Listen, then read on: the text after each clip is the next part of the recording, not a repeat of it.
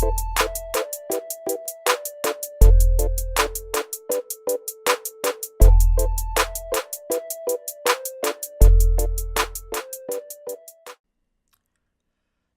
I guess we're doing this. This is the very first episode of the Grapple Daily Show. And we've been recording these episodes, this particular show on iTunes, Soundcloud, and Google Play for, I believe, a good month now. So it's our first time here showing this on other platforms. If ever you do follow us on Instagram and you've listened to our past episodes, if you want to support Grapple Daily, if you want to support the Grapple Daily Show,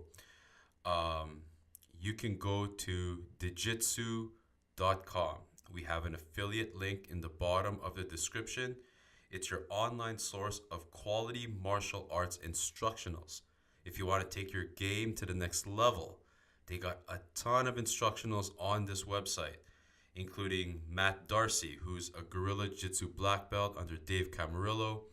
He has a fantastic back control tutorial. It's called Matt Darcy Iron Maiden Back Control, right? So he has that out. My personal favorite, Eddie Cummings Ashi Garami Seminar, which is, I believe, on sale for like $20 right now. So, I mean, if you want some of the best instructionals out there, and you want to like up your game, like your back control, you want to up your leg lock game, you just overall want to get better at jiu-jitsu, Digitsu.com is the place to go. They have an app that you can download on the App Store or on the Google Play Marketplace, and once you have an account, whatever instructionals you purchase, you can watch it there. And then you can watch it, you can drill it. I mean, you have access to a whole bunch of cool stuff.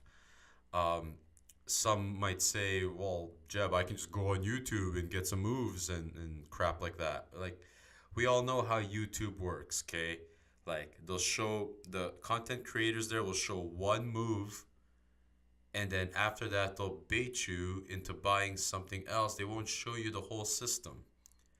You go to Digitsu.com, you get these instructionals, they'll break down the system for you. Anyone that's practicing jiu-jitsu knows it takes more than just doing one move to get good at it. You got to understand the system. You got to understand everything. So, I mean, do yourself a favor. It doesn't cost a lot. I mean, just don't go to Burger King for the next month, or maybe don't eat out like 2 times this month. You'll have the money to buy these instructionals on Digitsu. So, stop spending your money on dumb stuff. Go to Digitsu.com. Use the promo code GrappleDaily10. That's all one word. GrappleDaily10, and you'll get 10% off. So, yeah. Another way that you can support us is MMAWarehouse.com.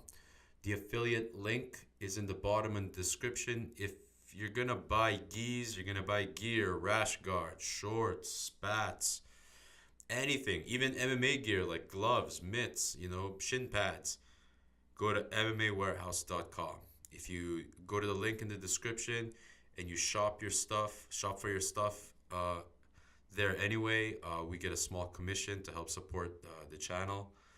But yeah, I mean, MMAWarehouse.com has been around for like ever, man. Tried, tested, true. I remember when I first bought something from them, it was UFC 80, BJ Penn versus Joe Stevenson. I picked up a tap-out shirt because I thought it was hardcore after doing 2 weeks of kickboxing. So I'm like, all right, cool, I'll buy a shirt. The shirt came in like on time, fast shipping, everything was smooth. And that was like 10 years ago. So these guys have been around forever. If you're going to shop for your gis, you're going to shop for all the gear that you need, go to a place that has been tested, tried, tested, and true. It has never messed up. Go to MMAWarehouse.com. They'll take good care of you. Not only that, if you're in Canada and you spent $149 on gear, which is like the price of like one gi, I mean, you get free shipping. So if you're in Canada, you spend $149, you get free shipping. Even better in the States, you spend $49 down there in the States. That's the price of like one rash guard, a hoodie, maybe even a pair of spats. Or if you go in the clearance section, rash guard, spats, and maybe some defense soap. You spend $49, you get free shipping. So you're going to buy your gear online anyway. So go to MMAWarehouse.com. Okay. Link is in the description. As much as possible, if it's not too much to ask, please shop using the link below so that we can get a small referral fee or a commission fee, and to help support the channel. One other thing, if you're gonna take supplements, and I know a lot of you out there do, because we don't get all our stuff through food, and you guys out there, you're probably trading super hard. If you're gonna take supplements, go to myprotein.com. Again, link in the description. It's an affiliate link. We get a small commission. Okay, go to myprotein.com. Okay, they work with informed, organizations, right? They work with, to a whole bunch of other organizations to reassure athletes that their products do not contain WADA banned or prohibited substances. So they have all their ducks in a row, okay? All the products are produced in America. You can get your vitamins, your fish oils, BCAAs, creatine. My personal favorite is their Impact Whey Protein. They got 20 plus flavors, okay? Not just your normal vanilla chocolate, They got 20 plus flavors like Boston cream pie. I know a lot of you dudes out there like cream pies, yeah. Butter pecan, chocolate caramel pretzel, French toast, glazed donut, rocky road, white candy cane. Man, where are you going to find flavors like that for your protein? If you ever have cravings to go eat dessert and you're on a strict diet, maybe before competition, just take these proteins here. Take Myprotein's Impact Whey Protein. It's like a dessert, but then when you're taking it, you're not really cheating. You're getting your protein in. So use promo code VIP35 for 35% off. Please use the link in the description. It helps support the channel. Okay. And last but not least, if you want to know where we train, okay, our academy is Gracie, Humaita, Winnipeg, 181 Stradbrook Avenue, Winnipeg, Manitoba, R3L0J4, GracieWinnipeg.com. If you want to go to a nice, clean academy where there's no BS, everyone's nice. We have up to I believe 10 to 12 black belts in the academy. So it's high level instruction and no one's a douchebag. You go in there, everyone's nice, everyone's friendly. Everyone supports each other. The atmosphere is great in this academy. And of course, it's the academy I train in. I'm a little biased, but I'm telling it wholeheartedly from the truth. You're not going to have any problems in this academy. You want good quality training, good quality friendly people that want to help you out. If you're in Winnipeg, come on down, try a session, come train with us, You got nothing to lose. And if you're from out of town, you need a place to train, feel free to drop by. Check out GracieWinnipeg.com. Okay, again, that's Gracie, Humaita, Winnipeg. Okay. Now, this is our first episode, and the reason why we started this podcast is because not only do us here in Grapple Daily, we love jiu-jitsu, we love wrestling, judo, all sorts of grappling, but we also want to do this podcast in sort of like an entrepreneurial route, to get advice from those who were successful in making a livelihood off of their sport, out of their art, out of grappling. Every so often, I always hear from people that teach if only jiu-jitsu were to pay the bills, if judo was able to pay the bills, if only I can be able to teach wrestling and just not have to worry about putting food on the table. And I always say to myself, why not? You're already good at it. If you have a black belt in jiu-jitsu, you have a PhD in strangling, you have a PhD in manipulating limbs. why not be able to do it for a living? So the reason why we started this podcast is that there's many avenues that you can make a living through martial arts, through jiu-jitsu, through grappling, through wrestling, through judo. And I want to bring people in that was able to do that on this podcast, so that if anyone's out there, you're hesitant on starting a gym, you're hesitant on starting a clothing brand, you're hesitant on starting like a media company about martial arts. I mean, just go do it, man. Like, what do you got to lose? And the guests that we'll have will answer, we'll try our best to answer all your questions, or try our best to at least give some insight as to how these successful people were able to do it. And one of those successful people is our good friend Hector from Leglock Official. He controls the largest leg lock community on Instagram. Not only is he the largest leg lock community on Instagram, he spreads the love of leg locks everywhere. His website has a directory of all the gyms all over the world where you can practice leg locks. Okay? I know some gyms out there, they don't practice leg locks. They think it's dangerous, but in his in in his website, he built such a huge community that there's a directory there of all these gyms where you can practice leg locks. And not only that, he has his own clothing brand, Leg Locker. Okay, his own line of T-shirts, Rashguards. So he is a prime example of how you can take your passion and make it into something viable where you can do it full time. And the cool thing about him is he's not locked down to it. Like, he says, hey, if I lose leg locker tomorrow, I'll be fine. I can live with my life, and as long as I'm still alive, I'm happy. And that is a good outlook on life. He's not putting all his chips in one basket. Everything he does is with passion. He told us on the episode that the beautiful thing about starting his community was he gets to meet so many different people, and that gives him like a lot of fulfillment. Hector from Leg Locker Official.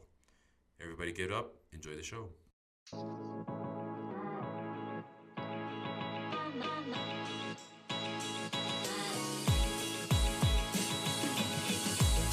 Welcome to the Grapple Daily Show. Here's your host, Jebo. Welcome to the show, guys. For all of you listening here or will be listening to the show, you can catch us at Grapple Daily on Instagram, or check out our website, grappledaily.com. You can see a directory of Canadian gyms. If you go there, if you're on the road, hit those places up and you can get some training in while you're on the road instead of staying in your hotel room doing nothing. So we're going to get on with this episode. With us today is a very special guest. He controls the largest leg lock community on earth. Actually, it's the largest leg lock community on Instagram. His name's Hector from Leglock Official. How are you, sir? I'm doing great, man. Thank you so much for having me. It's a pleasure, brother. Like, the thing that intrigues me about your community is that they're very passionate. They're very supportive of you. And I kid you not, like, I see your I see your rash guards like everywhere. Like how does that feel? It's kind of surreal. It's something that I hope I never get used to.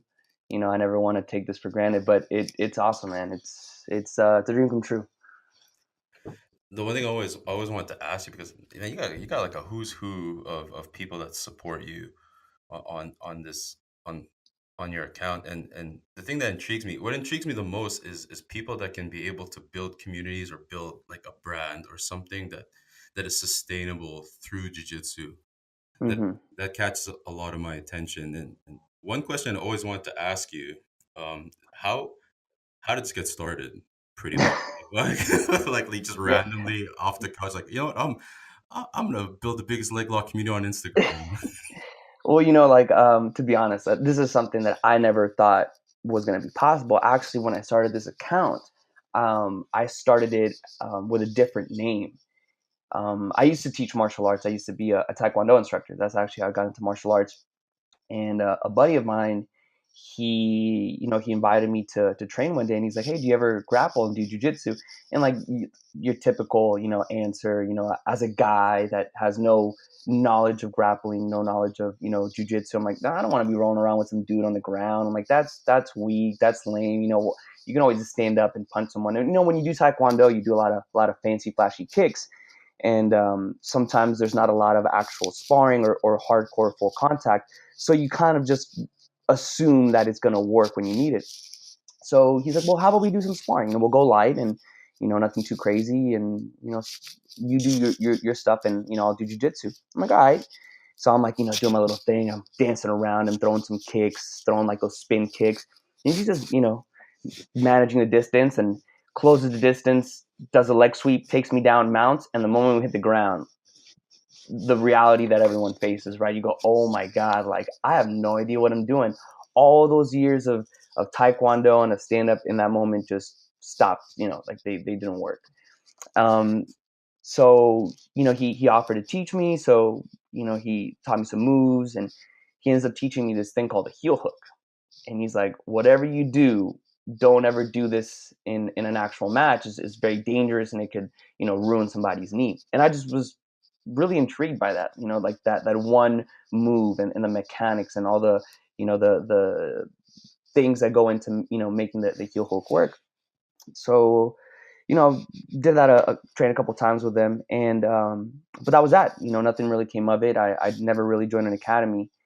And then, a couple months later, I ended up tearing my ACL. And when I tore my ACL, I'm like, that's it. I'm not going to be able to kick anymore. I was very limited to mobility. And the only thing that I could really do without any pain was jujitsu, even though like it's pretty, dynamic and dangerous at times.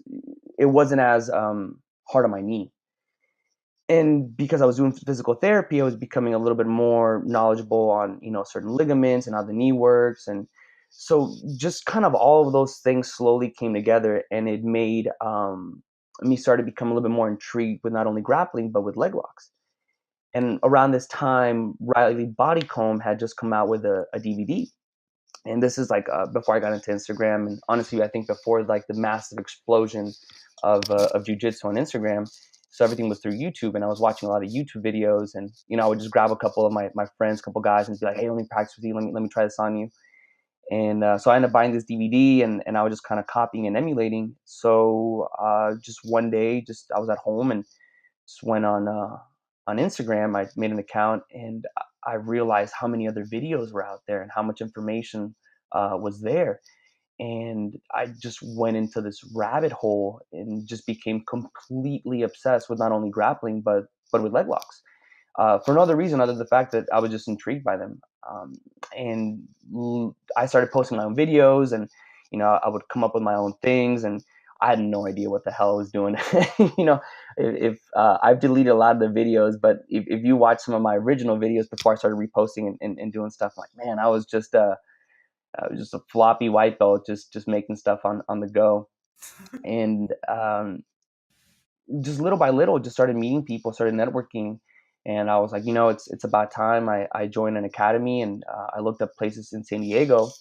And I actually, the first classes that I took were with Saulo Ribeiro at the University of Jiu-Jitsu here in San Diego.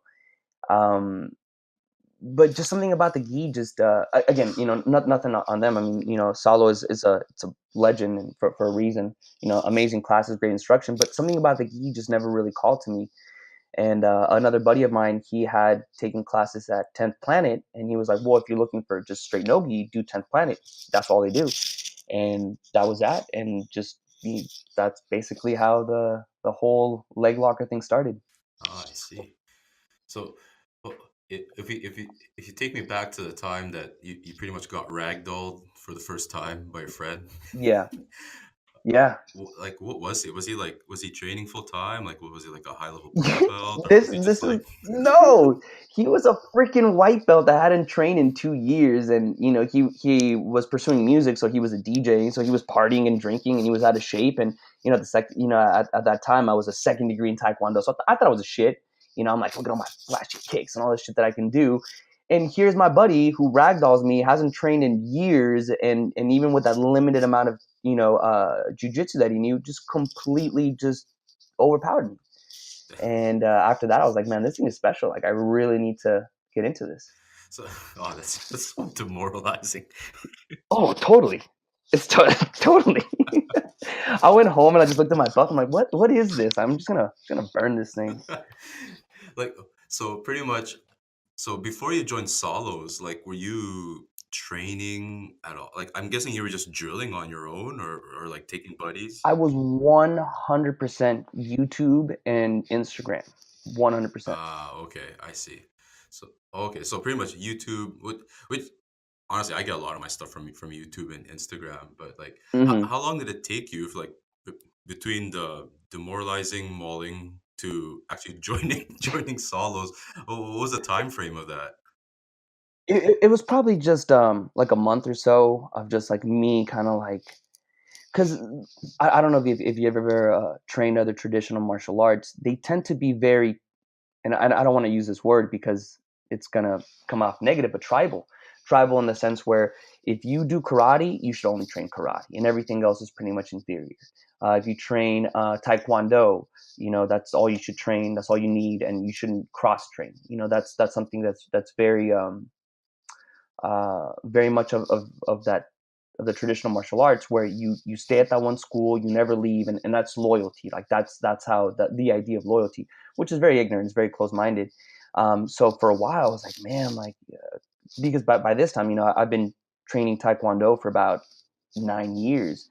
So it was kind of like that moment where I was, my ego was dissolving, and I was realizing that maybe I do need to try other martial arts, and expand my horizons, expand my knowledge. So I would say like about a month after that beating, that's when I started I taking see. classes. Yeah, I come from actually, I come from like a Shotokan karate background. Yeah, and then Mm, okay. I always wanted to like mix in other techniques from like other striking stuff, but they always tell me like, no, you can't. Like, this is all you need to kill someone. I'm just like, I'm like, oh, Right. okay. Yep. Yeah. And the other thing was like, oh, and these techniques you can't use in the street. They're too lethal. They're too dangerous. You could really hurt someone. And you go like, oh wow, yeah. And it's so easy to get caught up in, like, with movies and so many other things. It's so easy to kind of like become enamored with like the over romanticized idea of traditional Yeah, martial like arts. totally. There's like some moves I was like super like skeptical on. I was just like, there's this one move where they grab you by the wrist, and you pretty much, the instructor told me, point to the sky. And then I would point to the sky, and they're like, yeah, that's how you break the grip. And I was just like, yo, man, like, I What? You sure about that? That's why. And shout out to McDojo from Instagram. Whenever like those videos come out, I'm like, man, like it just breaks my heart because there's people out there that really do believe it, and it's only because that was what they've been introduced to, and like a cult, they just got, they drank the Kool-Aid, got caught up in it, and now they're so invested that they don't want to leave. And I would assume that a lot of people like that no touch chi martial arts bullshit. I think some people know that it's not real, but they're just so in. It's kind of like Scientology. They're in too deep at this point. there's some that I see on McDojo Life, and then they're doing like these little like one, two, three, like this is how you get rid of the gun, and I'm like, okay, that's okay, that's trash. The guy probably would have pulled the trigger by now, and your brains would have been all over the place. And but Yeah, the one where they don't touch the guy, and then they just like pass out, I'm like, yo, man, like, bro, yeah, like that's gotta be staged. There's no way. and it's 100% people that have never been in a fight. Because if you've been in a fight, you know exactly what goes on, and they're so insulated from that. Any martial arts, and again, I'm preaching to the choir, but any martial arts that doesn't teach contact, it's a waste of time. 100%. Totally agree. Like, I mean, sometimes I think it's people looking for like an easy way to do martial arts without, you know what I mean? Like, without really putting in Yeah, like work. Like, I'd say like it's kind of like they're trying to look for a hack, right. and these fake like I don't know what you call them, masters, or I don't know what do you call these guys, con artists. Like, I Mm-hmm. think they just prey on those people's insecurities. Like, no, like you can do this, and that's it. You're good, and then pay like the $300 a month fee. Yeah, yeah, for real. I have a personal theory on that too. Aside from you're right, I think some people they want shortcuts and they don't want to put in the effort and they want like this power. That's what it is. People they think that there's a secret out there. Like there's a secret martial arts that is going to give you superpower that's going to make you invincible. And they're not wrong. There really is a martial arts out there that does that, and it's jujitsu. Like if you know jujitsu, that's like legit a superpower. And if you want to go even deeper, this is why I love leg locks, because leg locks are that secret. Like if you ever see someone do an Imanari roll for the first time, Mhm. you go, that's bullshit. That's dude is just spinning on the ground. Somebody could just lift up their leg, they can stomp their face, and the fight's over. And then you have someone do it to you, and you go, what the fuck? What was that? Like I had no control over my body. You took me down, and before I hit the ground, like you had already like that heel hook like sunk in. Like you're gonna just snap that off. And to me, like to those people, like I'm just gonna say, like if you really want a secret martial arts, if you want a secret superpower, learn leg locks. I guarantee you're gonna have an ability that few people on earth even know exists. I totally agree, like 100%. Like there is like if you really want the secret, it really is jujitsu. But you really want like a good hack. It still takes work. It takes a ton of work. Right. But I totally agree with you on the whole leg lock thing because uh I one day I'm not gonna mention the academy out of respect for that academy, but one day Mm-hmm. I was on the road and I went to Ontario and I trained at an academy. I was on the road. I was on a business trip and prior to that um, prior to that, I was training with a friend of mine who was training at a 10th Planet Academy like prior. And he would come to town. We pretty much like roll and stuff like that. And I didn't know much back then. I was like pretty much, I was like, I just first got my blue belt. But then I was like, I would roll with him and I'm like, okay, well, you're not going to pass my guard. You ain't passing nothing. And then all of a sudden, oh, you did not pass. And all I felt was, immense pain and I'm like, what just happened? You're Yes. supposed to pass Yep. my guard. So They went for that Danaher sit back, fucking go for a leg lock, and pretty much, yeah, just sit yep. back right into Ashi, and I'm just like, what are you doing? And I didn't know how to roll out, and I was like, what are you doing? So I trying to sit. I can't sit. I'm completely neutralized, and I'm like, oh, what do we do now? He didn't pass my guard, you know. Yeah. Yeah. So how? Yeah. That's Yeah. So Go ahead. oh, sorry. Go ahead. Go ahead. No, no, no. I'm good. I'm good. So how was it at Solos? Because you said the first academy you trained in was at Solo Hiberos, of probably like the Yeah. mecca of like jiu-jitsu is like San Diego, so Southern California. But I'm guessing you Right. trained in the gi and stuff like so. How was it? Like what didn't like click exactly? Ye- that's a great question. I've thought about that before. You know, honestly, I mean, not speaking poorly on the academy at all. I mean, I took two classes. In two classes, you're not going to get a feel for any school.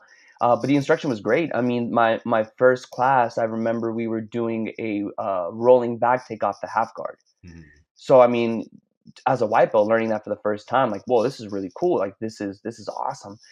So there was nothing negative about it, other than the fact that when we were doing like warm-ups, we were working on breaking grips. Like somebody grabs and you have your style of breaking the grip. And for some reason, I didn't like that. I didn't feel I didn't think that it was the most practical. I was thinking to myself, like if I was gonna use this in self defense, and again, like if you know judo, and if someone knows judo and they grab you, you're done. That person's gonna flip you over. And of course, Salo is really big into judo. They do a lot of judo training over there. But I don't know. I just something about it just didn't call to me.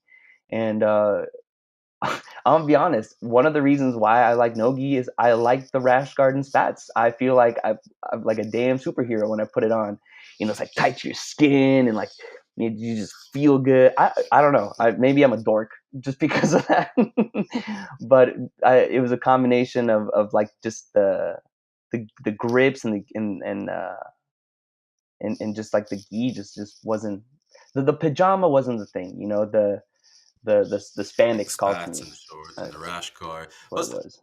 it's I'm not gonna Yeah, lie, yeah. like there's no disrespect to anyone that trains in the gi. I still train in the gi. Like it's all good, right? But Of it's course just not.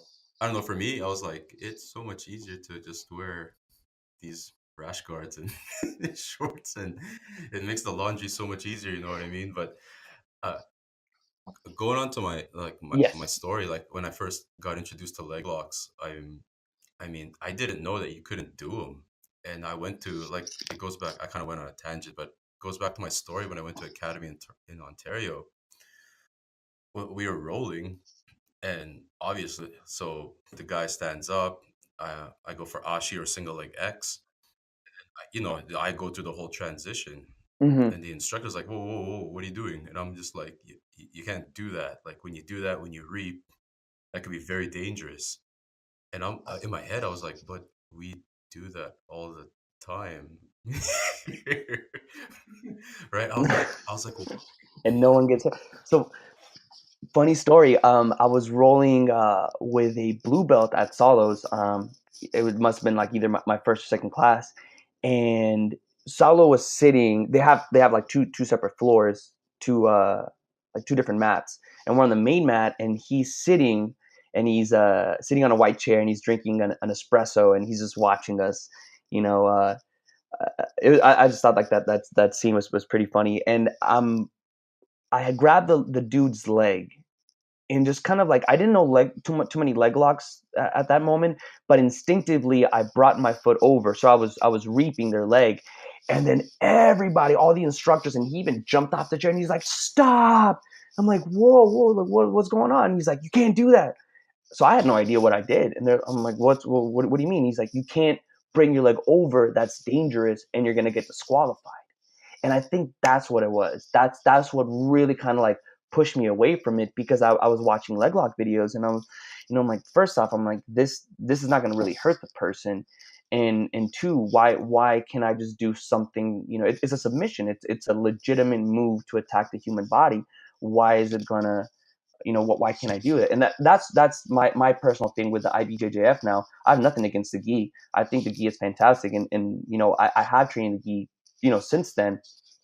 I think it's definitely made me better at controlling and pausing, and it does it give you a different insight to jujitsu. But the only thing is, it's that rule set that I think a lot of people um, have kind of just become disenfranchised yeah, I with think the it's whole the no rule repeat set rule. because, yeah, with like no repeating and everything like that, like they really want to stick to it. And I guess if that's the competition that you're always training in, and that's what you're trying to get yourself acclimated to, then it actually starts becoming, it starts becoming habitual, right? Like then it becomes reaping's bad because you're always constantly training for that IBJJF rule set. But if you look at it on the other side of the coin, I mean, leg locks, foot locks, anything, involving the legs those are legitimate attacks. Those have to be addressed. Like it has to absolutely be addressed. Like I'm sure you'd agree, right? Of course, definitely, but I think that that's something that the IBJJF is very much immovable. I don't think that they'll ever allow heel hooks and reaping. I think that that's always going to be something that like in their mind sets them apart. But I really think that's going to be one of the downfalls of the IBJJF, aside from then not paying their um, athletes and not really taking care of people. I think over time the IBJJF, although it's very prestigious, don't get me wrong. Like if you get a gold, if you get a gold at Mundial, it's like that's a big deal.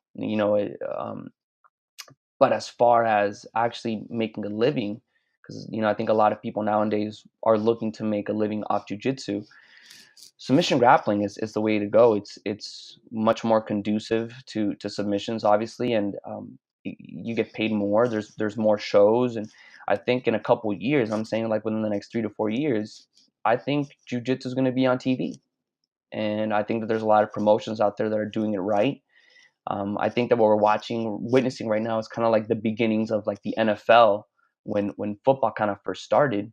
It was very very loose, very chaotic, and little by little they began to come together and make a legitimate organization. And I hope that jiu-jitsu continues to grow. I'm a big believer that the tide rises all ships, um, and to pay their athletes better. I think that's coming around.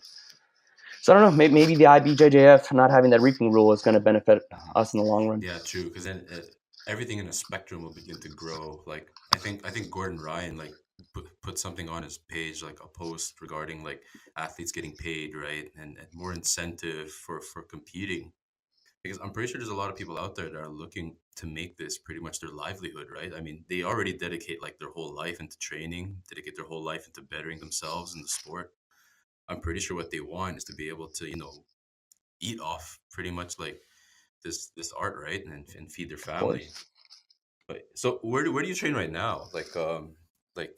Well, after solos, you said you went to a 10th planet. Is that correct? Well, actually, before I went to 10th Planet San Diego, I was training at a buddy's garage. At the time, I didn't really want to invest in doing jujitsu. Um, so we would go to his garage and we would train, 2 or 3 times a week. Did that for a couple months, and I wasn't really learning. He wasn't really, at the level to teach. I mean, he would show me what he knew, but he told me like, hey, if you really want to get better, just go join. And that was it. Actually, what happened? I started I started to really get into jujitsu 2015. 2015. That's when I really got into it. You know, since then it was always a hobby. Even when I already had the Leglock page, I was just kind of just doing it on the side. I was more into my job. I was still doing taekwondo and or teaching taekwondo. And then 2015, I'd just come back from Korea and I'd gone there on a trip. We were training taekwondo in the motherland, and after just being there for a couple of weeks and just doing so much of that, I was like, man, like this is just garbage. And I don't mean that disrespectful to anything. That was my personal opinion.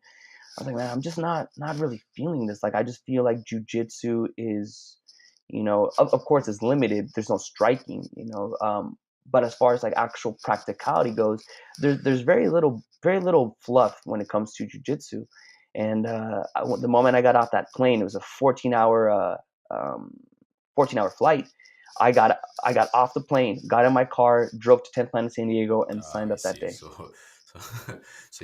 So you joined, and then like so pretty much on that 14-hour flight, you probably had like a revelation, pretty much like I got to get on this thing. Oh yeah, yeah, yeah, definitely. The whole flight back, I was just, coming like to that moment where I had to make a choice on what exactly I wanted to do, and that's actually what kind of led me to pursue this full time now. I quit my job in January, and now I've been pursuing leg locker full When you time say since your then. job, like you were teaching taekwondo full time? Oh Yeah, full wow. time. I was running and managing the school. Yeah. It was part of the American Taekwondo Association, and we were one of the top 10 schools in the nation for about 8 or 9 years. And I mean, I was making a good living. It wasn't, I think I was making more than your average martial arts instructor. I definitely wasn't, financially struggling. I was pretty well off, and I had a lot of opportunities to run my own school. But like I said, I just fell out of love with it, and I just realized that I couldn't live with myself doing something that I knew that wasn't my passion. And like you said, why so many people want to make a living off jujitsu? I think that there's kind of like this point now where we're coming as a society, we're just kind of getting tired of the status quo of how things go, and a lot of people are willing to sacrifice maybe not having a prestigious job or making as much as they would have been to pursue their passion. And I think that's great. And that's why, Leg Locker has grown because of people pursuing that passion, wanting to escape, the traditional route, the monotonous, daily routines. And that, to me, that's what it is. It's just an escape for people. It's something that breaks the norm. And yeah, man, that's why that's what we do. What we do. You ever had any thoughts of like doing taekwondo again? Like it's funny because like your game is like all like leg heavy. Like your striking's like leg heavy. Like your grappling's like leg Right. heavy. Oh, I see that. Yeah, no, I never thought about it that way. But I mean, not really. No, I never really like competed heavily. I was always just more teaching. I mean, we were teaching 8 hours a day, and it would take a lot out of us. But I mean, like, what if I have time? I'll go on like a heady bag and I'll work on some striking. I'll do a couple rounds. But I think that Taekwondo it did help me a lot in developing coordination, being more aware of my body. I feel that it was an easier transition into Taekwondo as far as movement went and me picking up the moves because of it. So I'm not dogging on it. I'm not saying I regret it in any way, shape, or form. I feel that also a lot of the ideas that I've had for my business come from that. The thing with the ATA, it has a bad rap for being a McDojo, and it really is. There is very much watered down martial arts. It is more for kids, for your average Joe. Like you said, like for people that really don't want to put in the effort, but they want all the rewards of it. They want the rank, they want the prestige. But they're excellent when it comes to marketing and creating systems. And I think that's something that I really took away from it. So that's definitely a positive, a Yeah, that's plus. really cool. So the whole marketing, is that what you put? Let's talk about like your brand, especially here on Instagram. Like after training jiu-jitsu, Sure. like what really convinced you to start something like this? Like, and how did it like grow? Like, I'm pretty sure you had like your struggles and everything like that. Because some people would look at your Instagram and be like, "Oh, 57,000 followers. You probably like he's probably like some influencer, or probably like he's already known, or he didn't start from scratch. He probably has like a ton of hookups." But like how did that happen exactly? Like Right. from the get go. I would always joke around and I would call this my chia pet. I would just water it and watch it grow. I never really had any thoughts or intentions to make this my full time, my main source of income, my living. When I first started, it was called I called it Hyper Fight Club. That was the actual name of the page, I think I noticed and I that would just take actually. Yeah, I noticed. Yeah, really yeah. When you said the name, I'm like, oh wow. wait, okay. Yeah, it was a long. I mean, I'm talking about like almost 4 years ago because I think that's when I started the page. People ask me like, "How long have you been doing?" I'm like, I don't even know. It's been a while.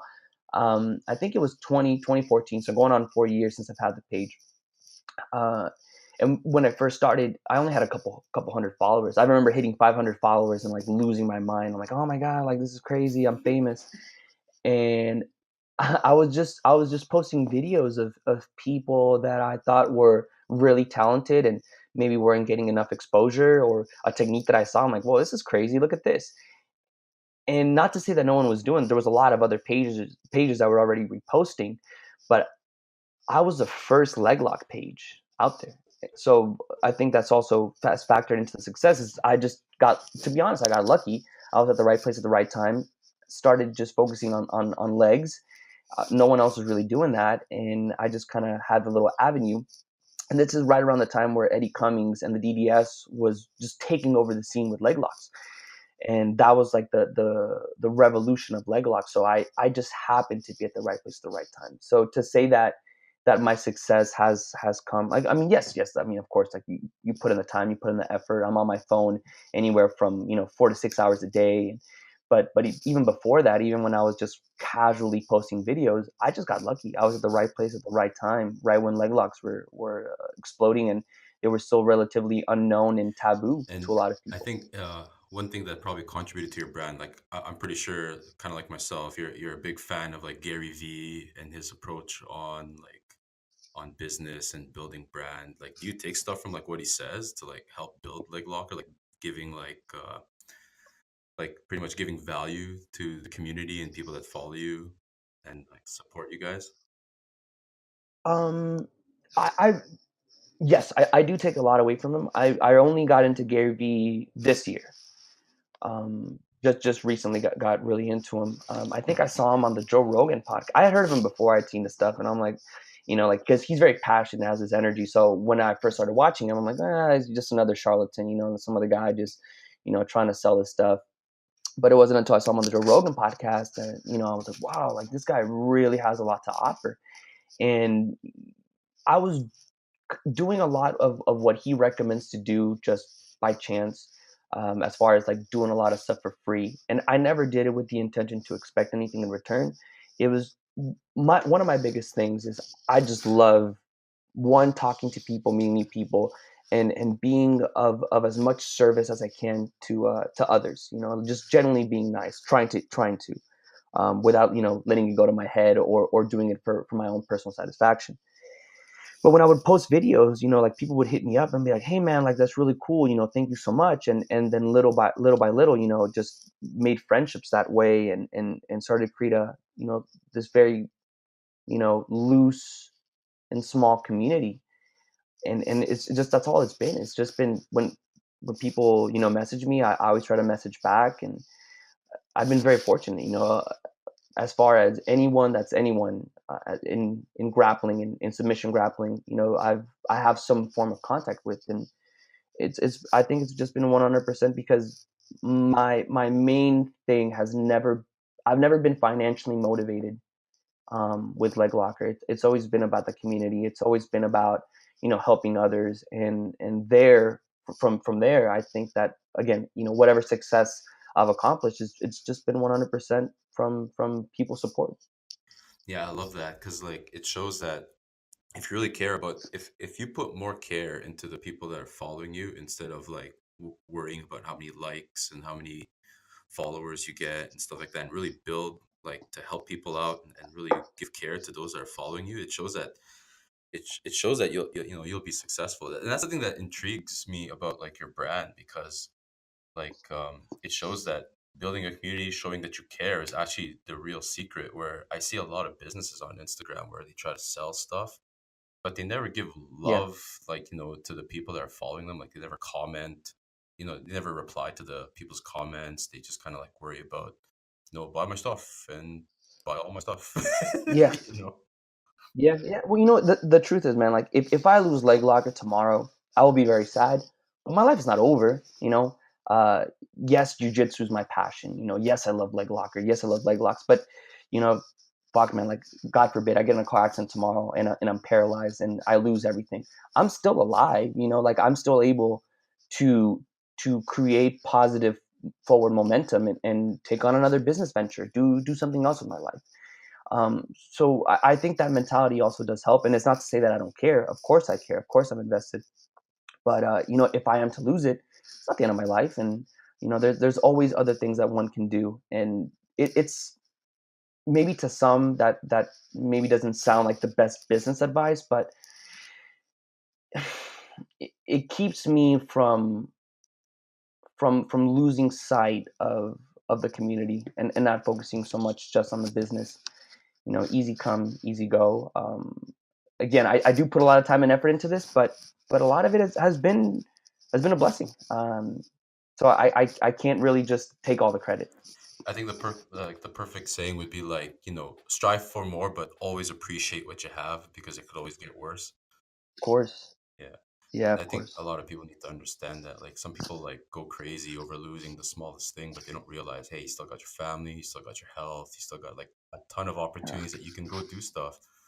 But so there's no need to cry over, you know, no Wi-Fi or something petty like that. You know what I mean? Yeah, yeah. No, I totally agree. Oh yeah.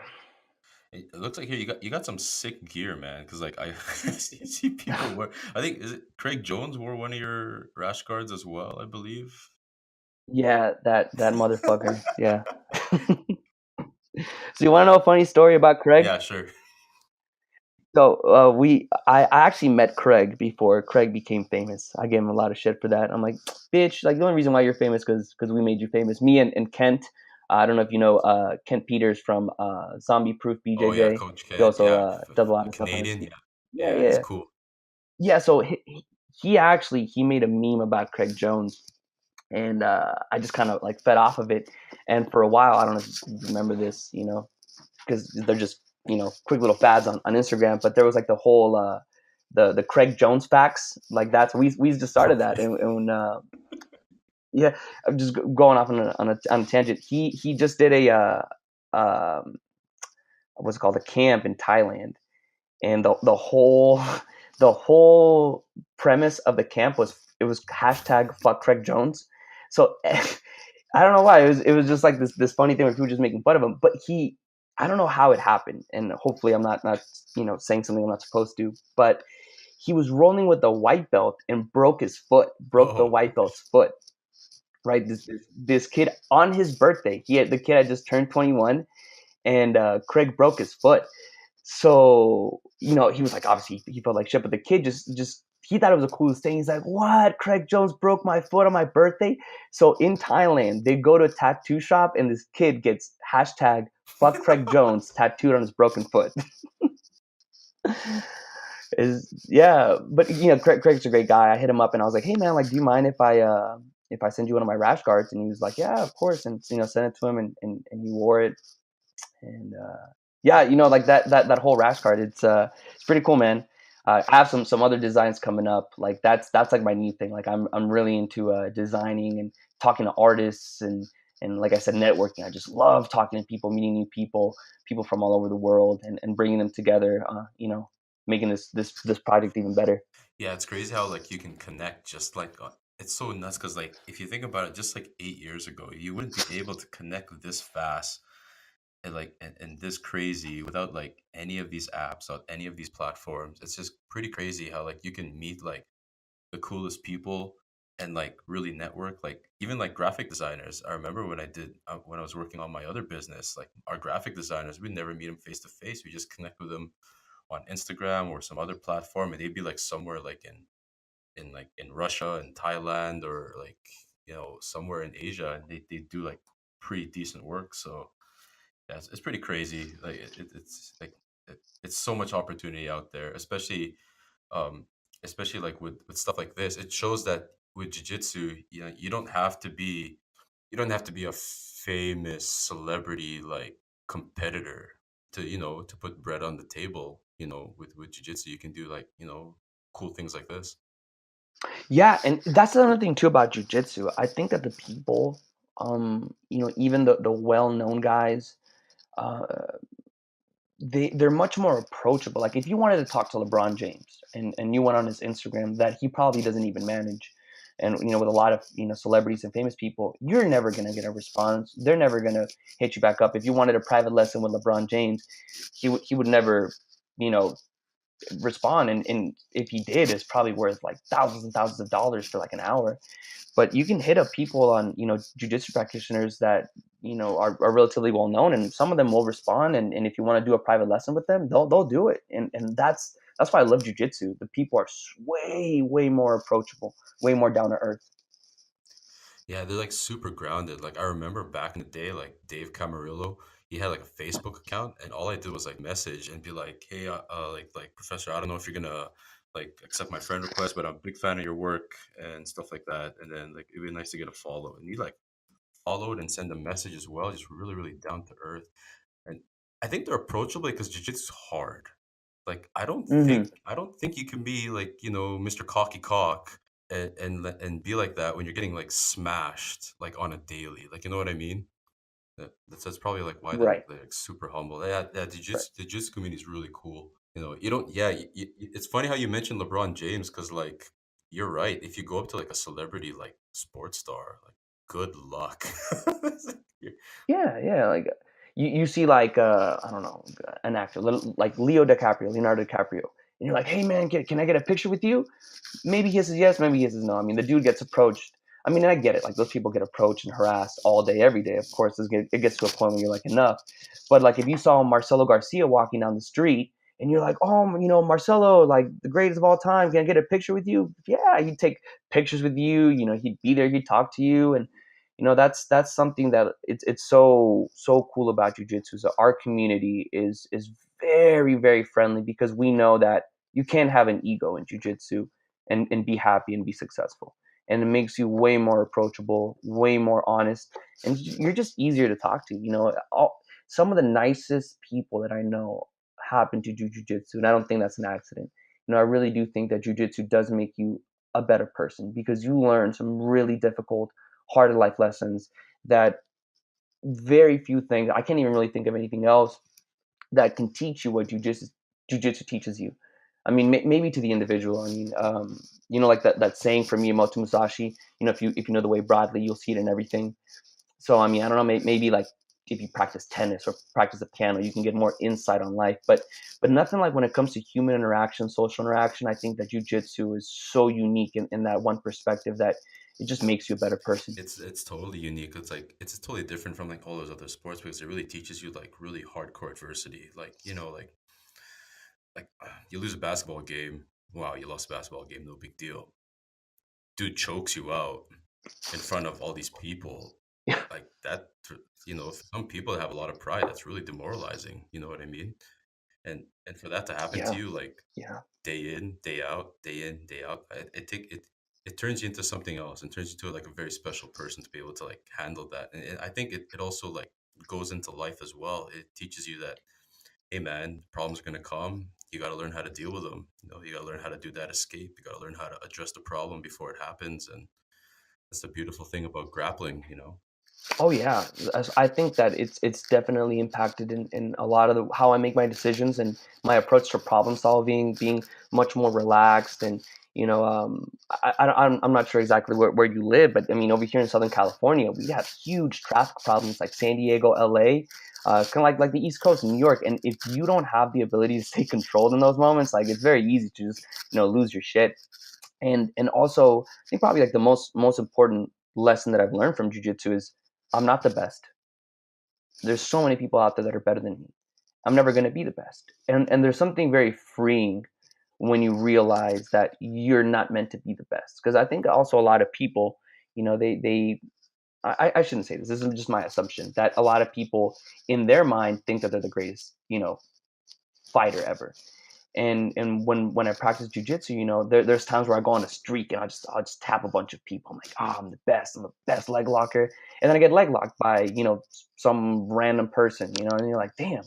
And I think that that's also kind of helped me with my business. That there are so many other jujitsu apparel companies out there that are doing really well, way better than me.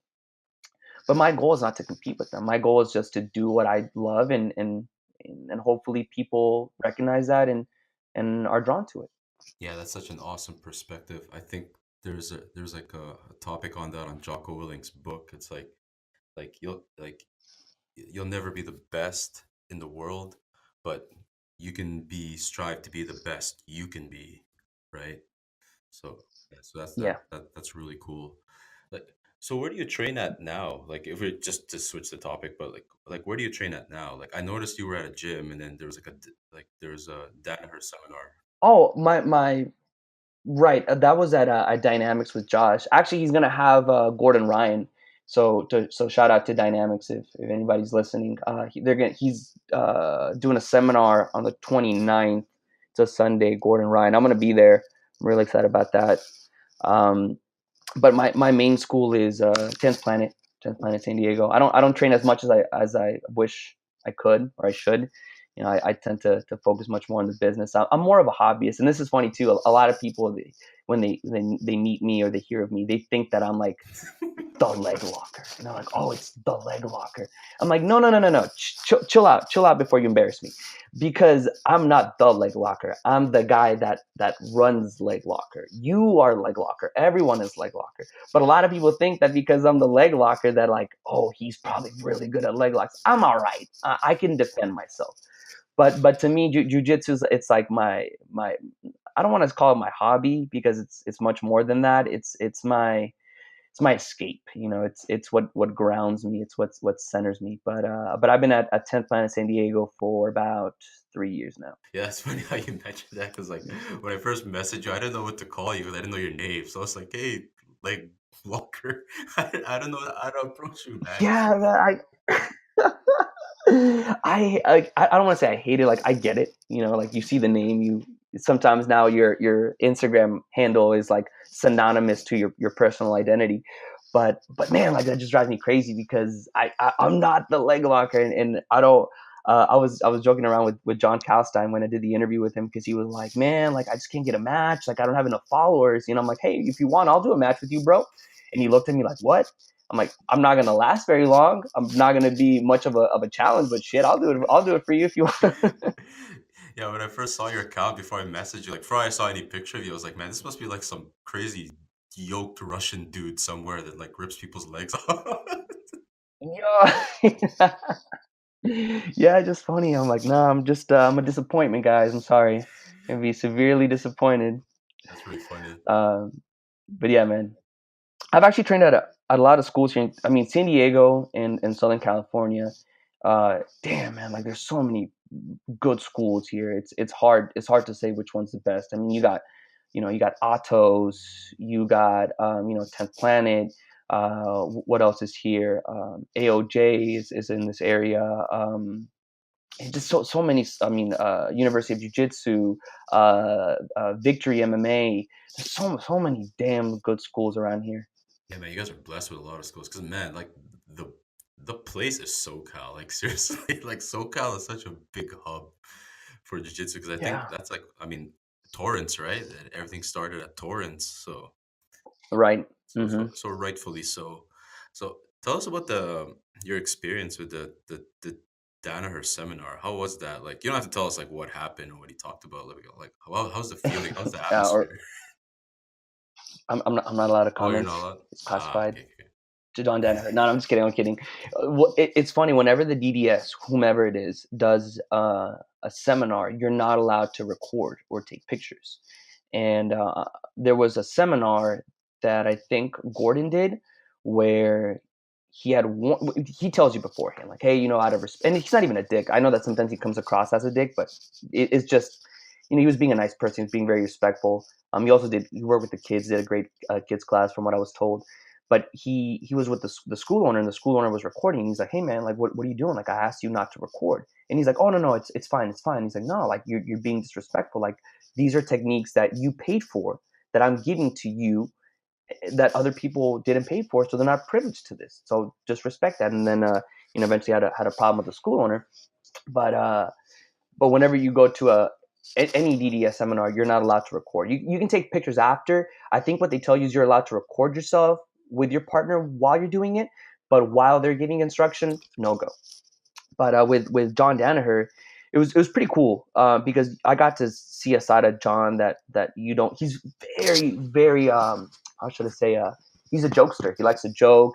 He curses like motherfucker. Like that guy cursed. I thought I cursed. That dude was dropping f bombs all the time, and he's just so laid back. He's a really nice guy. He like automatically like makes you your friend. And it was really good. Like we just worked on honey hole inside Senkaku, which I know that there's a within the Leglock community a big confusion as like what is a 411 honey hole inside Senkaku saddle. And that was one thing that I really was mad at myself that I didn't ask him. I was just so starstruck that I forgot to ask him. But while he was teaching, he told us that inside Senkaku and what he calls cross Ashi Garami are two totally different things. It just depends on your leg positioning and where the person is in relation to your body that determines the position. So even within the DDS jargon, I guess you could say, they have different names for different positions. So not everything is inside Senkaku, not everything is honey hole. It's depends, but it was all based on methods of control. How to what he calls creating wedges to establish a better control position, going through his whole system until you eventually get to what he calls the mechanics of breaking, or whatever thing you're going to use to execute the technique to get the submission. Oh, it's fascinating, man. It was great. Yeah, that's what's cool about his stuff. Like he says, like it's a process. Like you don't just fly into a heel hook and just do it. Like there's like a methodology to like getting kind of like A, B, C, D, and then Right. once you're done A, B, C, D, then it's like the braking mechanisms and stuff like that. Correct. Yeah, Yeah, he's definitely like a surgeon's approach to his whole system. yeah. A lot of people get confused with like with honey hole and 411. Like some people like think it's like the same thing. Other people say that it's different. Like did he Right. touch base on that? Like I'm guessing they're Well, probably different. I have some knowledge on that. He didn't, and again, no one like when he would talk, like no one asked questions, like no one said anything. Like he would just speak. He would tell us to go out and to do our different things, and that was it. But honey hole is a 10th planet term, and honey hole was coined by Nathan Orchard. Nathan Orchard learned, or he was studying Gary Tonin. This is when Gary Tonin first started to do leg locks, and he was just destroying everybody. And I think they were going with the Senkaku route, the triangle route for the DDS. But Nathan Orchard didn't know what it was called, so he called it the honey hole because of all the opportunities and possibilities there were for leg locks. The 411 was a term. I'm not exactly who came up with the 411. The first time I ever heard the term 411 came from Denny Prokopos, who's also a black belt in the 10th planet system. And the reason why it was called a 411 is because you're making a figure 4 with your legs, so hence the 4, and then it's his leg and his leg straight, so it's a 1 and a 1, so it's 4-1-1, 411. I see. Okay. Yeah. Because people always like argue, like they always argue it's the same thing, man. Like what you gotta call like. And then I was like, I'm pretty sure it's different. Right. A lot of people saying it's different. Like there's got to be like something small about it. Different. But yeah, that makes sense. Okay, so your legs are figure forward, and then theirs is like straight up, so it's like 411. Straight, So it yeah, came from Nathan Orchard. correct. Okay. Yeah, honey hole comes from Nathan Orchard, and there was a buddy of mine who came out with a video where he explained the difference between honey hole and 411, and he got a lot of flack for it. Some people were just saying, it doesn't matter. It's just basically where your hip is in relation to their leg. If it'll be hard to explain it right now, but if you are on your hip and you're figure fouring and you're creating that 411, then that's the 411. But if you're on the opposite hip with the opposite foot, then it's the honey hole. It just depends on where you are in relation to where your hips are in relation to I them. see. Okay, so that clears things up. Yeah, that's weird how you got a lot of it's weird how you got a lot of flack for that. Somewhat, right? You ever think of training with like Russian sambo dudes? Like someone told me that sambo wasn't originally like leg locks, and then some people say like yeah, sambo is all about leg locks. So like I've been hearing two different things, but like have you ever trained with anybody that does sambo? Not directly, no. But I did a podcast with Vlad Kulikov, who is a master of sambo of sport. And I asked him that, and he, hopefully I don't butcher this, but sambo comes from judo, and in sambo they have a couple leg locks, but they're kind of prehistoric. They have ankle locks and they have knee bars, and that's it. They have no twisting submissions, so no heel hooks and no twisting knee bars. And I don't know if they do any compression locks. I think I have seen them do a couple like calf slicers, but a lot of their setups are very loose, especially by today's standard, as far as like isolating the hip. What Danaher calls double trouble, controlling both legs. Theirs is it's very much like pre Eddie Cummings, I guess you could say. I see. Yeah, I noticed that like a lot of them have like they do like a lot of knee bars. I see the calf cranks like they pull it off from half guard. I don't know what they call their half guard there, but I saw Mm-hmm. they pull it from half guard and do like a some sort of somersault. Yeah, but it's weird how it's Yeah, from half guard. It's not coming from truck where you do the vaporizer, right? So right. I'm not sure if that's a legal position for them. I mean, but that's something that none of them really practice. But yeah. No, I always thought that heel hooks they had heel hooks on sambo, but apparently they don't. yeah, so I guess that what I heard was true. Like they're like, yeah, sambo's like judo has strikes, has like like all the stuff jiu-jitsu has, but like they're not. I don't know where Right. that branding came from. That they were very leg lock heavy and stuff like that. Mm. Um, I would attribute that to Riley Bodycomb because Riley has a sambo background. He's a black belt in jiu-jitsu now. But when social media and YouTube, when people were trying to get more information on leg locks, and of course the DDS was very secretive on all that. The only real person that was putting stuff out there was Riley Bodycomb, and he would do a lot of sambo stuff. So I think that a lot of the reason why people think yeah, that is probably, or because maybe of it's him. those shorts.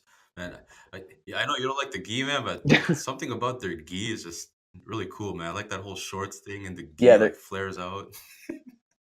the Kurtka is pretty dope. I like Yeah. that. Oh, so that's what it's called. Okay. Sorry if Yeah. I'm disrespecting anybody listening to hear the sambo. So that's what it's called. Okay. Uh, Nah, there's no rush to listen to this. Nobody cares about that. Nobody cares about Soundboys. Sorry, guys. Uh, so one thing I noticed here on your, I don't know if you're still into this, but on your account, you do. I think you're sponsored by you do a lot of stuff with CBD oil. Is that correct? Yes, yes, yes, yes. Don't really have a sponsorship. They're more like loose agreements. I would like to eventually have like a full sponsorship with someone. But yeah, man, I'm a huge believer and proponent of CBD. Yeah, because I saw there was a special here in Canada done by CBC. Like, for those listening, if you don't know what CBC is, it's one of those those channels for news up here in Canada, and they did a special on CBD oil. Like, there was like a little girl having seizures. Used to live in New Jersey or New York or somewhere around there, and what she used to treat her seizures and stuff like that is the family would drive all the way to Colorado where it's legal, and it would help Wow. her seizures. The CBD oil would help her. Like, it would be used as treatment compared to using whatever pharmaceutical pills they were trying to get her to take over there on the East Coast. And apparently the CBD helped her a lot. And I read up a lot on it, and I've been hearing a lot of stuff on the stuff. And then I always wanted to ask you, like, because it looks like you're a big believer of it. Like, how is it, pretty much? It affects person to person a little bit differently. I mean, obviously, different brands have different potency. There is a lot of people out there that are putting very cheap products, so when you take it, you're not really getting an effect. Some people say it's more of a placebo effect. So I would definitely recommend, before anybody buys any company, look them up, see their products, see how they rate, so you know that what you're getting is quality, and you are going to have to pay a little bit more for it. I mean, if you I mean like a cheap CBD for like a little vial, you're looking to pay like maybe $40 American dollars, and then some of the more expensive ones can go up to the hundreds. Which, by the way, I heard that you guys now legalized medical marijuana. Yes, medical In up here in Canada is legal, but I think recreational be it won't start being legal until October. For those listening, I'm not into getting high and stuff. I'm actually not into getting intoxicated. I'm not. It's not my thing. But the Wow, thing that what's your poison? jiu-jitsu. Ah, good answer. But the CBD really caught my eye, like with the whole inflammation thing. That's the thing that really caught my eye is the CBD oil. Like, I heard it does wonders. Or they have like those topical bombs. Like, I don't know. Yeah. Yes, Did they just have everything now. Yeah, did you Go ever ahead. like use those bombs and stuff? Like, does it help at all with like soreness and stuff like that? Yeah, so how I got into it is, just from wear and tear for so many years of just doing martial arts. My body gets pretty banged up sometimes, so I was taking high dosage of Oh, ibuprofen, okay.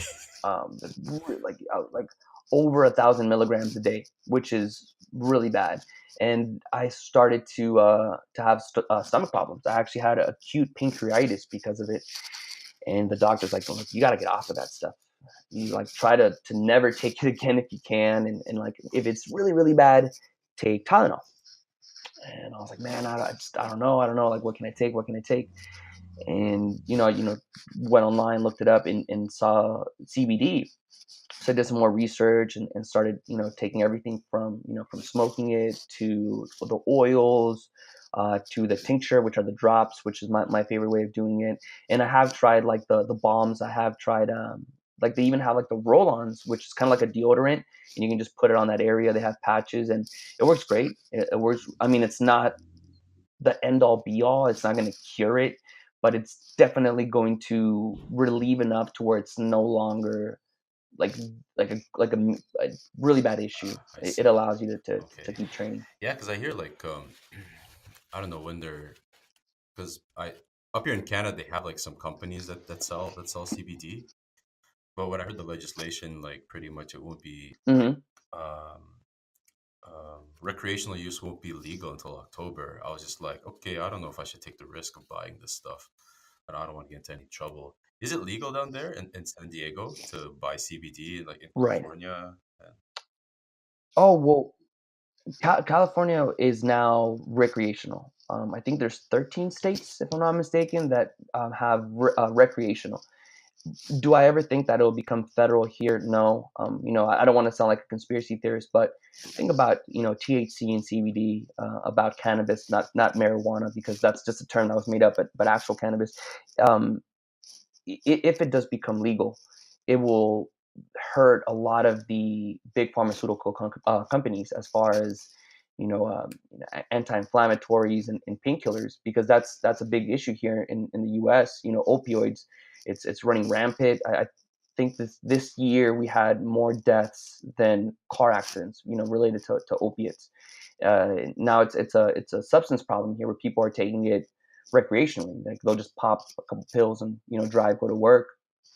And so like I really do hope that more people start to try it and see if it works for them. But yeah, man, like I really don't think that worldwide a lot of countries will ever really fully legalize it, only because actually, you know what? I think Japan is the first country that is Oh, openly wow. promoting or allowing the promotion of CBD, because it's still a yeah, it's still a Schedule One here in the U.S. federally. And Schedule One means that there's no medical benefits um, tied to it, which you can, like, anybody that's ever taken CBD knows that 100% it does work. So it just goes to show that there is some level of corruption within our government that doesn't allow that to become legal. Yeah, if you really think about it, it does hurt big pharma because more people that get on this, less people, prescribing to the pills, Right. less income coming in. It just hinders business. I really hate that, like with the whole prescribing you something and stuff like that. Like, cause I have like bursitis on my heel, and Mm. it's really awful. And then I don't know, I can't remember how many doctors I went to like look at it, and then they're looking at it, they're like, oh, tendonitis. Here's some pills, and like they start writing a prescription. I'm like, so you're not gonna like look at it. You're not gonna Fix you're it. not gonna. You just looked at it with your eyes, Yeah. and like he didn't even touch it. He just literally looked at it from his desk and said tendonitis, and starts writing a prescription. And then I was like, what are you doing? Like you're like I don't want pills. I want you to fix it. Like I really hate that. I really hate Right. like with all the prescription of pills and stuff because you don't know what they're doing to you. You know what I mean? Like there's a lot of side effects. Yeah. I've lost a lot of faith in mainstream medicine. Like, obviously, like it's still useful, it's still beneficial, but I think that there's a lot of like other modalities now that offer better results without ever having to really resort to painkillers and opiates, because yeah, like that's all they do now. Like I go to the doctor and they just give me Tylenol and ibuprofen. I'm like, that's just masking the issue. You're not really addressing it and fixing it. I mean, CBD doesn't really fix it either. I mean, yeah, it does help with somewhat of what inflammation. Obviously, taking time off is always the best thing, which none of us ever do. Uh, but yeah, just as far as mainstream medicine, I'm like, I'm my own doctor now. Yeah, yeah. I'm not a doctor. I'm not an expert on this thing. Anyone that listens to this, if you're a doctor, that's cool. You probably know more than me. But I, like me personally, I really think there's something wrong if you don't look at my leg and you just prescribe me like a ton of pills, like a ton of Yeah. Tylenol 3 for me to take. That's probably bad for my liver. You know what I mean? Like just recently, I started taking turmeric and I started like taking like Oh, cherry nice. juice extract and all that stuff. And like I kid Hmm. you not, like it helped a lot with like the swelling and stuff like that. So I Oh think yeah. I think a lot of people need to be educated on diet and stuff like that instead of just turning to just a quick fix of like Tylenol 3 and whatever it is that you're getting prescribed and stuff like that. Oh yeah, definitely. I mean, I agree. As far as diet goes, especially here in America, that's one thing that we really need to work on. But we're getting there. So I think slowly, worldwide now, with the internet and social media and the ability to just share information so quickly, I think more and more people are becoming more conscientious about their health. Is diet still like a big thing over there in the States? Like is there like still a big epidemic on 'cause Oh yeah. I was just in Indiana recently, which is like in the Midwest. Like you're in the belly button of the United States, and it just blew my mind how many fat and obese people. And I'm not saying that to fat shame anybody, but it goes to back to diet. I mean, like I would go there and everything was deep fried, and everything was just bread and just massive amounts of carbs, and not even the healthy carbs that you go like, oh, okay, like it's just like you said, it's just a lack of education. But I think with these generations coming up, that that'll change. Yeah, but it's still somewhat of an issue. Yeah, hopefully people start getting educated on how to, because just watching your diet prevents like a ton of like diseases. Like I would like go to trips in the States, and the thing with the States is compared to Canada, for I have no clue for whatever reason. Like the food you guys have down there, there's like so much, there's so much flavors and like like like Oreos, for example. You come to Canada, we got, if anyone knows about Oreos, like forgive me if I'm wrong, but I'm pretty sure there's like normal Oreo, there's the mint, and then there's like a cinnamon bun Oreo. When you go to the States, there's like Ooh, you go to the States, like down there. we got like, Oh, man, we got it's like like, pizza flavored, we got like ranch flavored. It's like, what? Who even yeah, I eats was like, these? goodness gracious! I was like, there's so many Oreo flavors. Oh, oh man, it looks really good. It's if you ever have time, or anybody listening, if you go and you type in Google foods that are American foods that are banned in other countries, there's a lot of products that we sell here that other countries want no part of, because it's just poison. It's just poison for your body. And yeah, that's American diet. Are you serious? There's actually a list like that? Like, Yeah. There's like mac and cheese. What was another one? Certain cereals, Pop Tarts.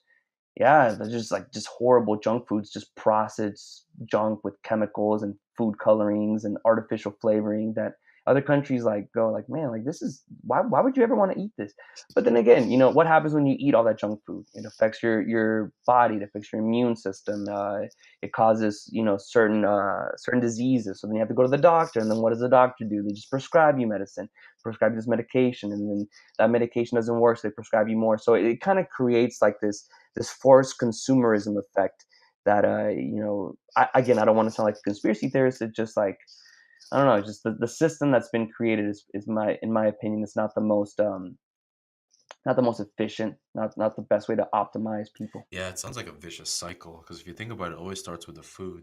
Like if you keep getting sick from the food that you're eating, I mean, it seems like no matter what, it ends up being money in the pocket, because you get sick, you buy more medicine, get even more sick, buy more medicine, buy more of the same food, get even more sick, Hmm. buy more medicine, and it's just turning into dollars.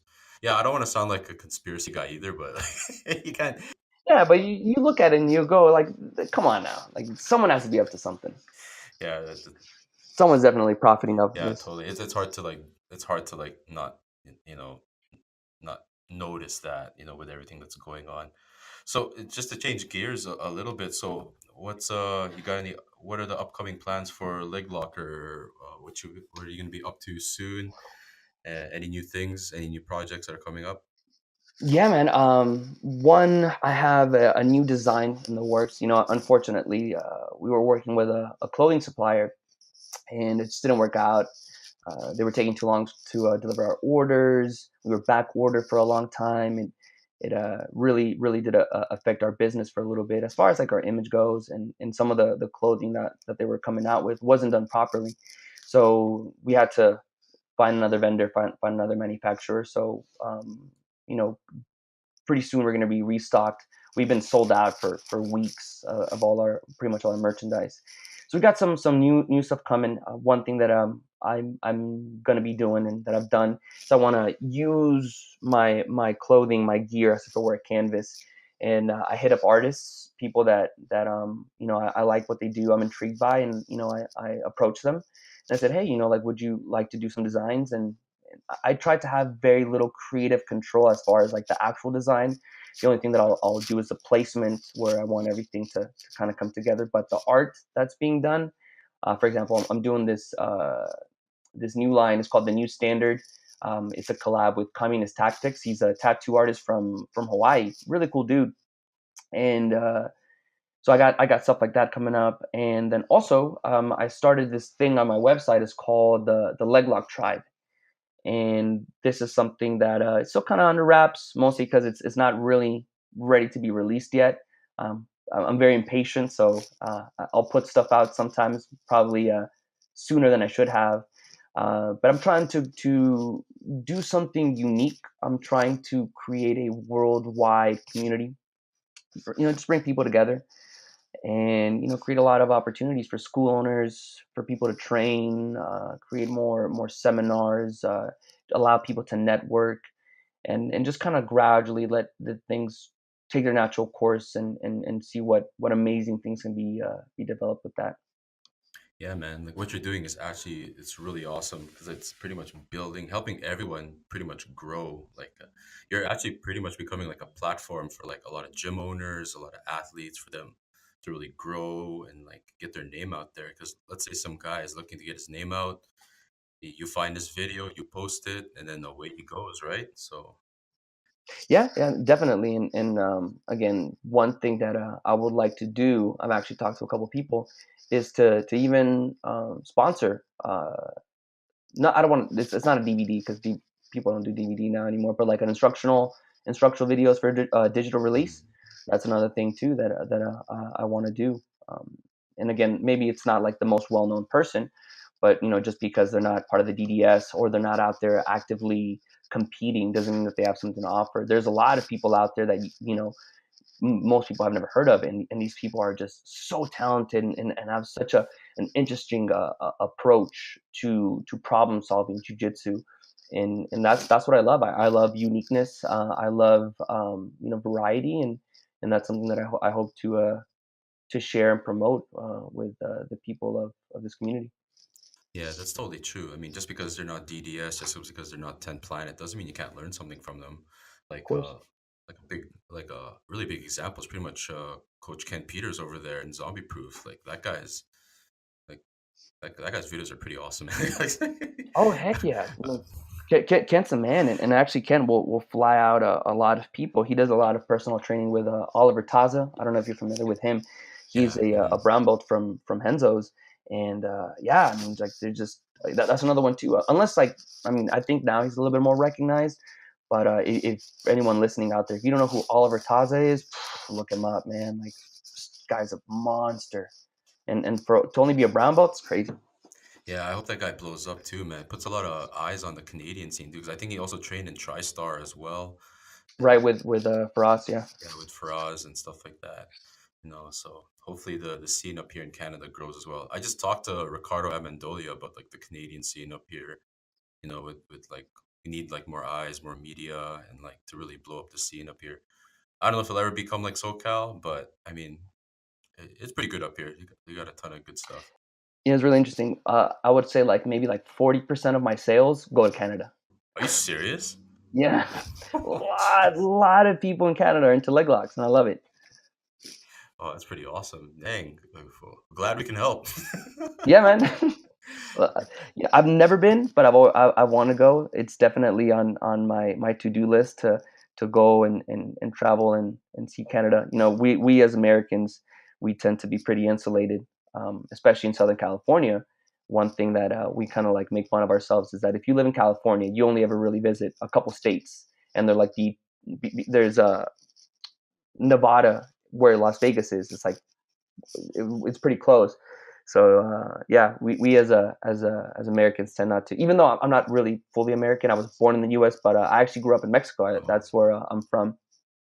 But I've always wanted to go to Canada, and we always hear that Canadians are nothing but like the nicest people. That they're always just so positive, and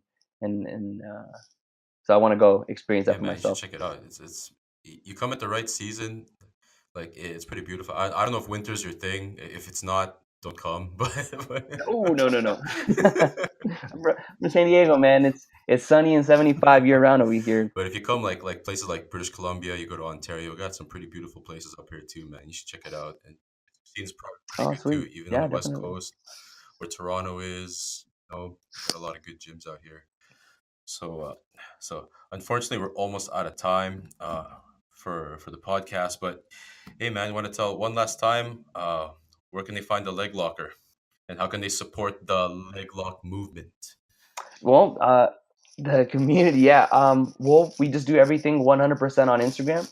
I don't really use any other social media platform. So they can just go on Instagram, Leglocker. Also, you can go on leglockerofficial.com. That's where we have the website. If you want to be on the Leglock Tribe locator, it's free. You can just email me, leglockerofficial@gmail.com, and just send me your school's info, and I'll put you up on there. Awesome. Right on. Thank you, brother. Appreciate this. For everyone that's listening, you can follow us at Grapple Daily on Instagram. Check out our site, grappledaily.com, and you can find this podcast wherever there are podcasts. All right. See you later.